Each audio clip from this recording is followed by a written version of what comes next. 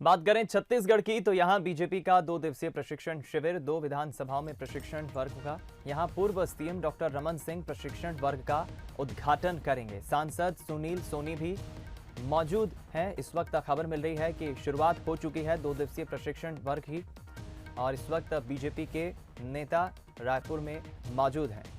हिस्सा है तो सबसे बड़ा योगदान डॉक्टर श्यामा प्रसाद मुखर्जी और जनसंघ का है। उस समय कोटा और परमिट लगता था, वहां जाने के लिए परमिट की व्यवस्था होती थी। डॉक्टर श्यामा प्रसाद मुखर्जी ने उस कानून को तोड़कर श्रीनगर की जेल में गिरफ्तारी दी। वो हमारे राष्ट्रीय अध्यक्ष, उनकी शहादत होती है। कितनी लंबी यात्रा कोई पार्टी अपने उद्देश्य को पूरा करने के लिए लगाती है। कहां 1951, 52 और 53 में लिया गया संकल्प, उसी पार्टी का एक सामान्य कार्यकर्ता प्रधानमंत्री बन के नरेंद्र मोदी जी ने 2019 में संकल्प पूरा होता है और जम्मू कश्मीर में 370 समाप्त होता है। देखिए कितना बड़ा संकल्प था, कितनी लंबी यात्रा हुई। उसमें न केवल 370 35 से राम जन्मभूमि में मंदिर का निर्माण की कल्पना ही नहीं थी, बल्कि एक विचार, देश के करोड़ों असंख्य लोगों की भावनाएं जुड़ी थी। उसके बीच बीच में गोवा का आंदोलन, पुर्तगालों को भगाने का काम, बहुत सारे पड़ाव आते गए। हमारी यात्रा सतत चलती रही। मुझे आज भी 1980 बॉम्बे का समुद्र तट, अटल बिहारी वाजपेयी की उपस्थिति, अध्यक्षता कर रहे मोहम्मद करीम छागला, हाई कोर्ट के चीफ जस्टिस, और अटल जी का वो भाषण, बीजेपी की स्थापना 1980, 40 साल की यात्रा हो चुकी। वो भाषण मुझे आज भी मेरे कान में गूंज रहा है। मैं युवा मोर्चा का कार्यकर्ता की हैसियत से वहां पहुंचा हुआ था, भीड़ का हिस्सा मैं भी था।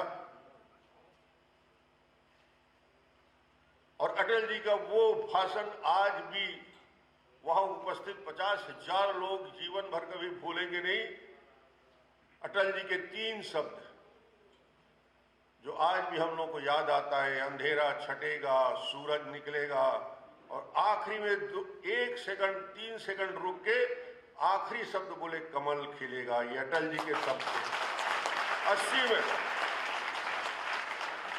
क्या विश्वास था, क्या ऊर्जा थी, और अटल जी का क्या लहजा और बातचीत थी, यानी बात करने का तरीका था।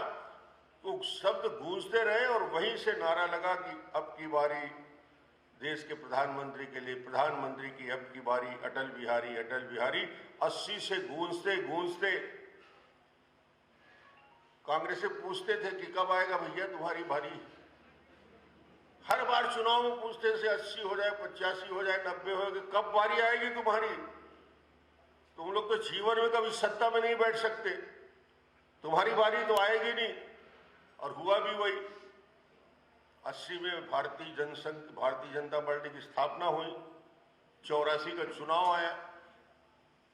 84 के चुनाव में 2 सीट जीते। 543 लोकसभा में 2 सीट जीते थे 84 के इलेक्शन में।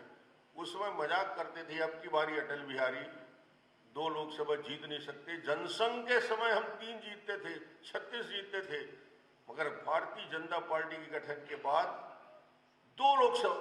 कितने उतार चढ़ाव आते हैं। मैं उन नए कार्यकर्ताओं को भी बताना चाहता हूं कि पार्टी में हार और जीत बड़ा विषय नहीं होता। विचलित